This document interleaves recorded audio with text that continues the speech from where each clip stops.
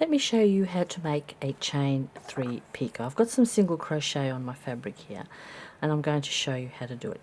It's basically what it says, chain 3 picot. So chain 3, whatever stitch you're working according to your pattern, could be a double crochet, could be a single crochet, could be anything, chain 3, and then the picot is formed when you reconnect back down below. Now there's two ways to connect. You can connect into the very first chain you made, that one there, or you can connect into the base stitch.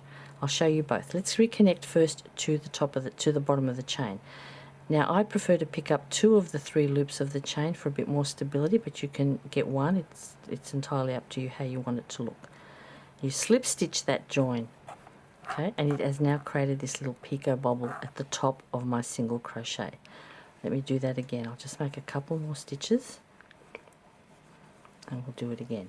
Chain 1, chain 2, chain 3, come back down to the first chain, slip stitch join. So pull up the loop, pull it through again, and that's connected that little chain. Wrap the chain round on itself, and then you continue on in accordance with your pattern instructions.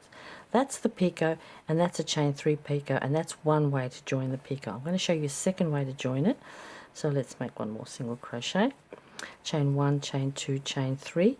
Instead of joining to the first chain, you can join to the base stitch, the top of the base stitch, which is the front loop there, and the top side loop. If it's a double crochet, it'll be a taller stitch. You still grab that very, very top side loop, you pull your yarn through, you pull it through again for the slip stitch, and you get a slightly fatter bobble at the top. The little picot is a little bit fatter, but you know, it depends on sometimes personal preference, and it depends on what your pattern is asking you to do.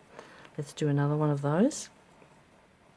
Chain 1, 2 and 3, back down to the top of the stitch, grab the front loop and the top side loop, pull the yarn through and pull it through again, and then I'll just make another stitch to anchor it down. There you go. So you can see the difference between the two techniques. You get a slightly fatter picot with that one, a smaller picot, like a little tri-point clover there, if you look at it. But you need to pay attention to the pattern, because sometimes your pattern will come back and ask you to work into the picot. It's going to be very hard to get into this one. I really don't know how I would get into it. I've got no clue. So I don't actually ever use this one. I don't know. I just don't like the way it is. But that's my personal preference. But if I had to work into a picot, this one would be much easier to get into. You can see, you spread it a bit and you see the chain 3, because you haven't used any part of the chain 3 to reconnect, so it's a slightly larger loop. Much easier to get into. I have no idea how I would get into this one. But again, you've got to look at the pattern that you're working and what the designer's intent is for which way they would ask you to use it in their stitch descriptions. Alright, and it can be used in a lot of places. In fact, oftentimes you will see it. I'm going to start making a shell for you to show you how it is used at the top of a shell. So I'm just going to come over here and start making a shell. Usually shells are made with double crochet, usually, not always. And you usually make 3 or 4 double crochet, and then you make your picot 1, 2 and 3 at the top of that end double crochet there, and then I come back down and connect it